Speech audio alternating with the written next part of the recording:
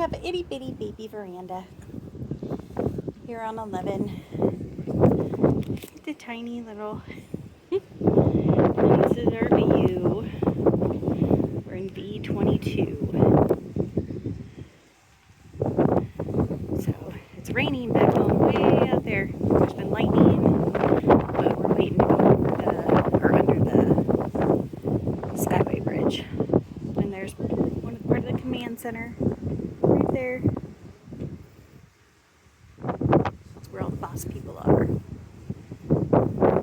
So we're in a video going under the bridge later, but it takes like an hour and a half to get there. So I'm not gonna sit out here for that long.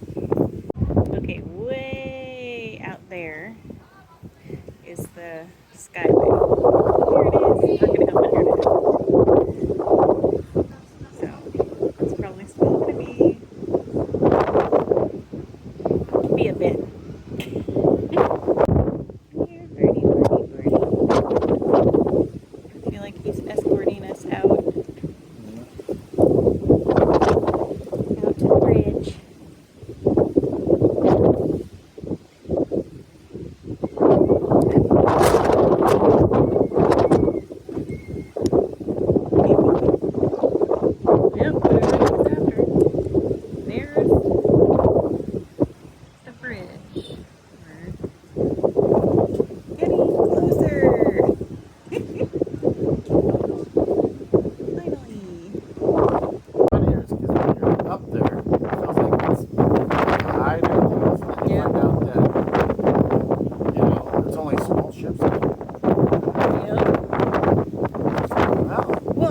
Driving on it, it seems so much steeper. Yeah.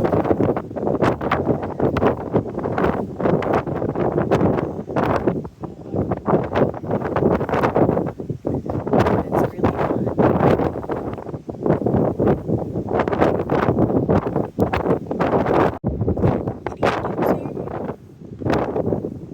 5:49, you said? Yes.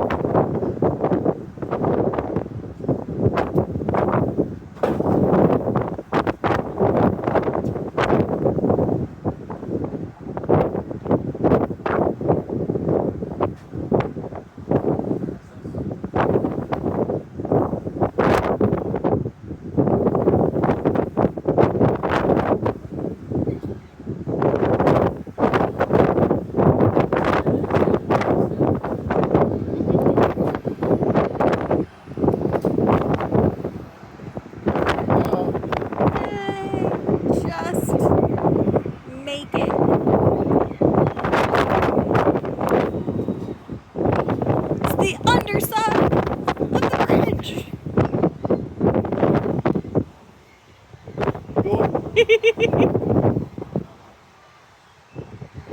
Yay! We are almost to our first stop, which is Isla Roatan in Honduras, aka Mahogany Bay. We're going to be doing an ATV jungle adventure and beach today. So hopefully the weather cooperates because it's nicer over that direction. So it's really pretty though. Okay, we're closer to our stop. Actually have Wi-Fi. We'll be getting off the ship in about an hour, I think is what they said. It's very pretty. Can't wait to go through our ATV tour.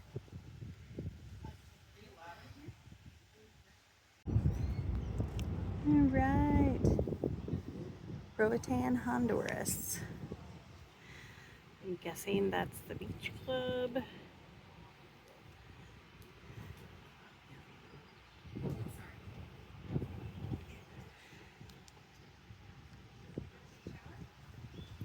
We'll do our ATV tour and then we'll end up at the beach club to hang out and have lunch and stuff. So it's really, really pretty.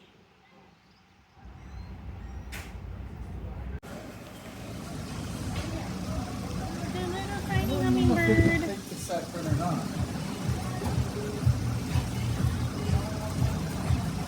He's cute. He's like dancing to the music.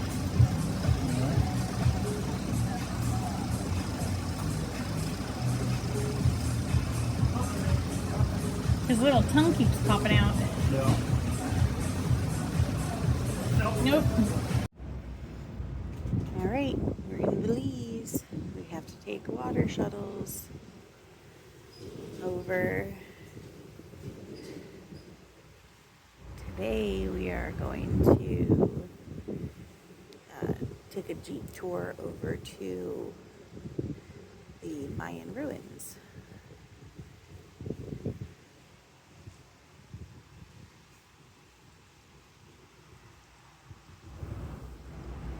All the way back.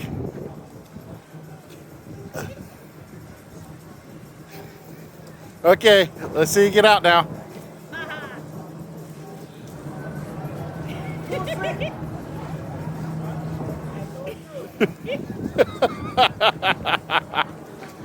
I love you. I did it! Just a little bit of rain.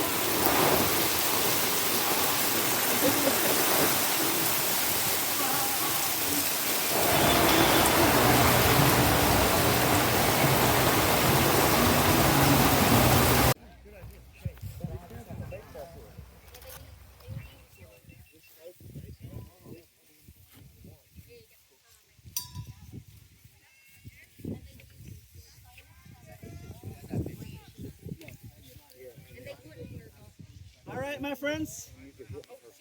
Just before we get into the climbing of the temples, I would like to share a little bit of the history of the site with you guys. Then after that, if you have any questions, you can feel free to ask them, right? We are officially inside the park. Welcome to what was the ancient city of Altunja. That's the name of this specific site. The city of Altunja encompasses one of the smallest prehistoric Mayan cities in the country of Belize. The actual area of this site is approximately 3 square miles. Now the term Altunja is not the original name of this site, but it is the name that was given by the archaeologists. Altunja, however, is a rough translation of the terms Rockstone Pond into Maya, right?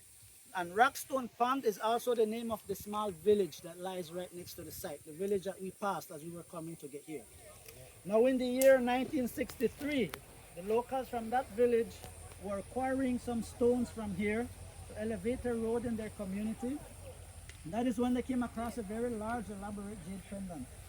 That is what actually caught the attention of the Commissioner of Archaeology, and it led to further intensive excavations from the year 1964 all the way to the year 1970 under the command of Dr. David Pendergast from and the Royal Ontario Museum of Toronto, Canada.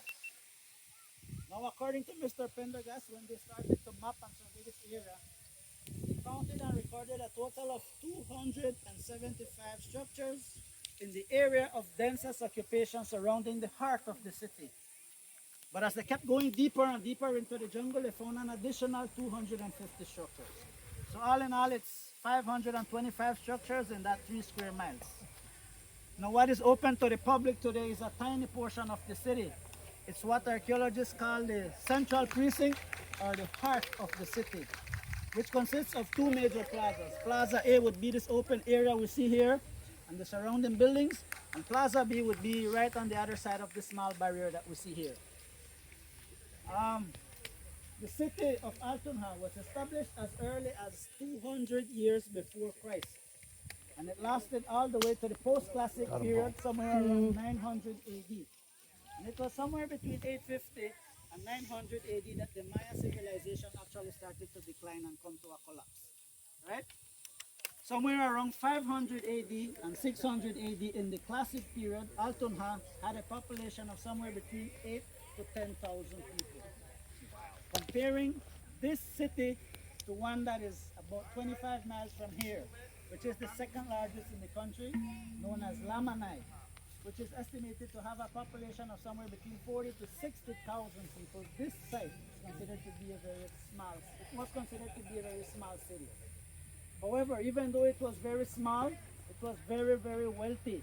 And one of the main reasons for that is because they were the ones responsible for the production of some of the finest stone tools and weapons that were in high demand in the classic period.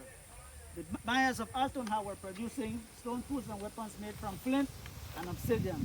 They're lying right next to a quarry, and that is why they became very wealthy. They were bartering these stone tools and weapons for other stuff like jade, obsidian, and other luxury items, right? Now, when Mr. Pendergast started to excavate Plaza A here, one of the main temples was the one directly in front of us, which is known as Structure A1, or the Temple of the Green Tomb. Why is it known as the Temple of the Green Tomb? When he tunneled into the building, he found a royal tomb with the remains of a male, probably a high priest or a ruler, but along with him are over 300 pieces of jade. The color of the jade is green, hence the reason it's known as the Temple of the Green Tomb. But also along with him are other objects, like a lot of ceramics, a lot of flint, a lot of obsidian, and a lot of sea pearls, shells, and a lot of stingray spines. What were they doing with the stingray spines? Any idea? Yeah, Yes? needles, weapons of some Okay, sort. the stingray spines were used for that famous ritual that is known as bloodletting. Let's believe that the Mayas practiced bloodletting sacrifices, animal sacrifices, even human sacrifices. When it comes to human sacrifices taking place here, no evidence has been revealed that shows that that took place here. But in the stingray spine, they would take it to pierce some of the most sensitive parts of the body, like the tongue, nipples, testicles, and they would offer an offering to their gods. Mayas were also a very polytheistic society. They had a pantheon of gods. God literally for everything, right? You name it, they had a god for it. Also, next to the ruler was a Mayan codex, or a Mayan book. But unfortunately, that codex was too fragile. When the archaeologists picked up the codex, it just crumbled to pieces, right? So no evidence was recovered from that Mayan codex as well. Here, the one directly behind us, this big one here. If you notice, not much work was done in the front part of the building. And the reason for that is when he started to tunnel into the building, he found out that most of the front walls were in pretty bad shape. It was too dangerous for him to dig deeper. So he went all the way to the top of the building, and there he conducted most of the research. He found a corridor extending from this point of the structure all the way to the other side with 13 doorways. 13 doorways. For the Mayas, number 9, number 13, two very significant figures. Number 9 representing the 9 levels of the underworld, which is known as Xibalba, which is a place of disease, sickness, and death. And then we had the 13 levels of the heavens. The Mayas believed in life after death. Whenever you die, they believe that your soul would have to journey through those 9 levels of the underworld. And at each level of the 9 levels, you would be challenged by a lord of the underworld. You would have to go through those 9 before you can start the 13 levels to the heavens. The only way you can escape the 9 levels of the underworld was if you were sacrificed in honor to the gods. That was the only way. Right? So this structure here was dedicated to the 13 supreme deities of the heavens. And right in front of it, we have the structure that is dedicated to the 9 lords of the underworld. If you count the first set of stairways, so where you see the green grass, it's 9. So that's 9. Then we have another 9. Right? So at one point, the structure also had 4 masks flanking both sides of the central stairway. Right on the walls you see on the left and on the right, we had 4 masks that were protruding from there. In 1968, those masks were actually sealed up back by the archaeologists to preserve them from the elements. Now this one here to the back, also same as this one here, most of the work was done all the way to the top where we see the entrance. Another tomb was found there. But this time it was from a female. She was a ruler or not, we're not sure. So she had to be somebody closely related to the elite family to have been buried in one of the temples here in Plaza. Any questions, my friend? What one on the mask when you said they sealed them back up? Are they there? They're behind the walls, yes. Okay. They're directly behind the stone walls. It's made out of limestone. If they were left exposed, it would have deteriorated by now, right? Edgar. Edgar. Nobody? I know what it smelled like. It smelled like allspice. Yeah. That's it right there, right? That's allspice. It's from the tree right on this mound behind us. Right? The allspice tree. Right? And one of the main uses for that today, we use it for toothache. Right? If you have a toothache, you would take it, put it in the area, and it would kind of... Huh? So I can eat it? You can't eat it. Just chew on it? If you chew on it, it's gonna make your mouth go numb. Right? Right? So I'm gonna get into that. Why the Mayas were using it. 2,500 years ago, the Mayas were actually adopting certain features of beauty as part of their cultures as well. Beauty was a very important aspect of their culture. Being crossed-eyed was one of the features of beauty for the Maya. So this is how they would do it. They would put a bead right in between the eyes to train the eyes to go cross. Right? This is one feature of beauty for the Maya. Being cross-eyed. Number 2, the elongation of the skull or the flattening of the forehead. That was also another feature of beauty for the Maya. How would they do this? Whenever you were a young baby, right? Right. Put one piece of board to the front, one to the back, strap it up, and then they would shape the forehead to the way they wanted, right? This is how they would do it. This is another feature of beauty. Another feature of beauty would be body markings, like tattoos that we do today, piercings, large earlobes. That is another feature of beauty. But when it comes to the leaf, Mayas were also practicing dentistry 2,500 years ago. They were drilling holes in the front part of the teeth and putting small jade beads to decorate the teeth. Similar to what we do today with gold, silver, they were using jade. Right? And in order for them not to feel any pain when they're drilling the hole, they would chew on the leaf. It would make their mouths go completely numb. The leaf contains a chemical which is known as eugenol, which is actually used in dentistry today. It serves as a natural anesthetic. That is what they were using it 2,500 years ago. Right? So my friends, this is your free time to climb. You can climb the Temple of the Green Tomb and the 9.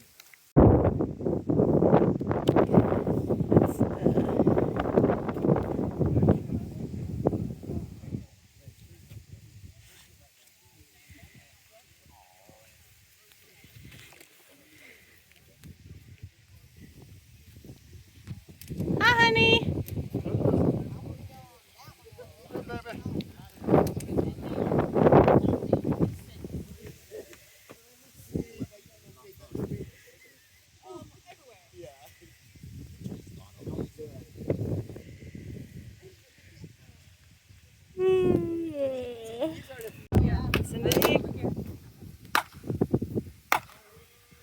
That is wild.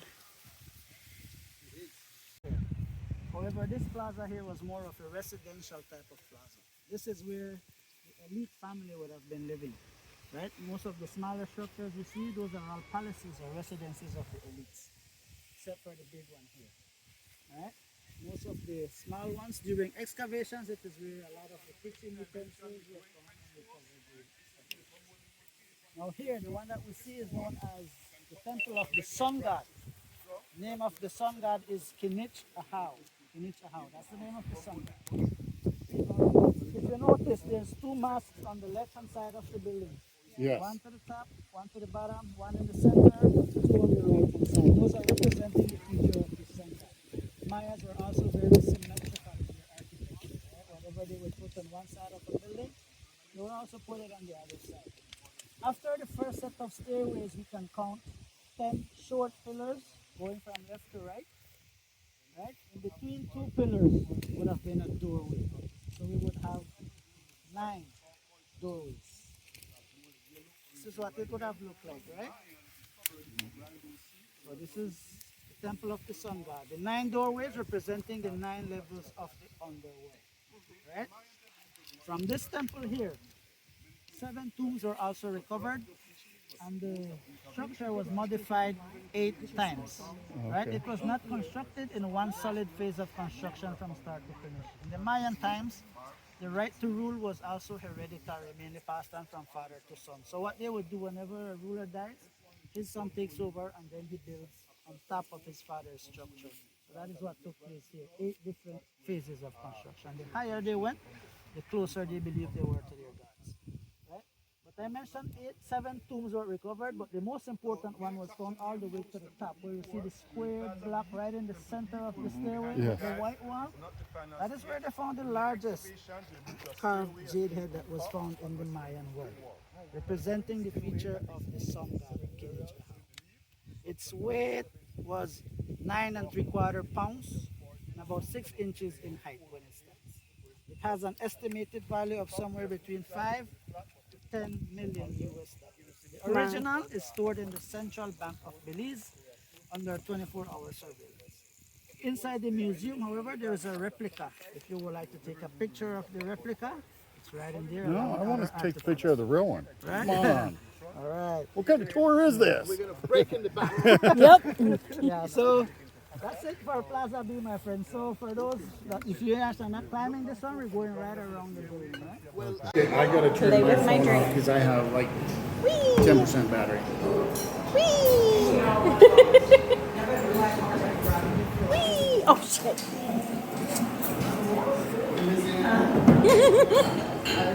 Whoops.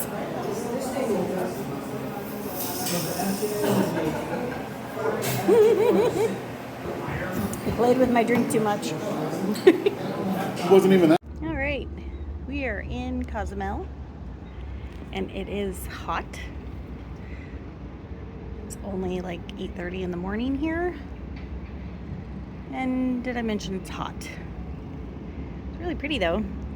Our excursion for today got canceled, so we are actually just gonna shop and have lunch and things like that, and try to do the same excursion next week when we're back here in Cozumel on our second cruise. So it's pretty. Wow, this is our sea day, our first sea day of our second cruise. The sky just looks beautiful over there. Very calm seas.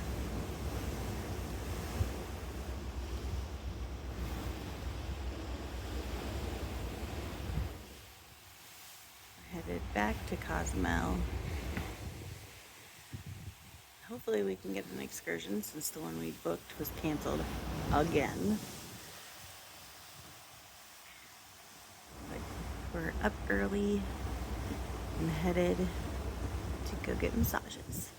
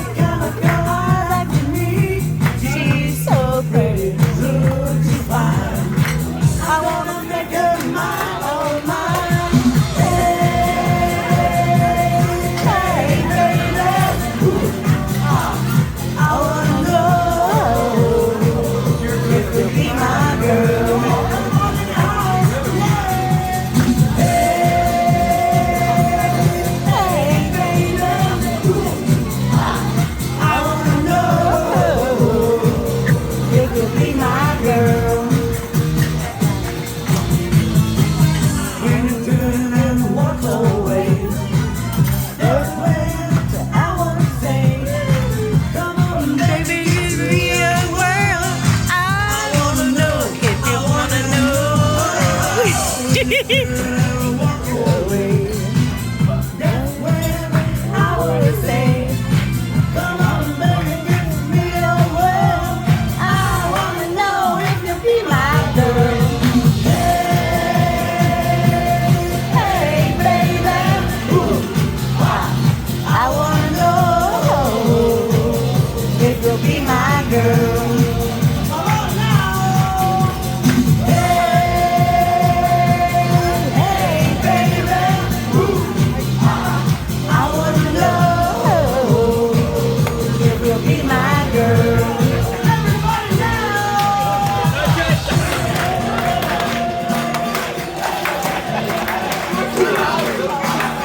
I wanna know if you'll be my girl. And now it's from Carnival. Hey, baby, I wanna know if you'll be my girl.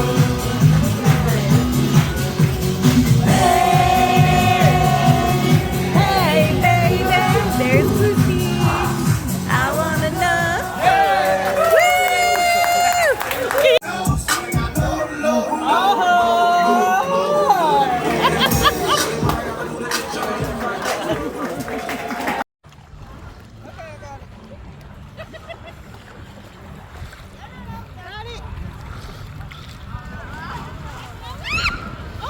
Yep, I got it.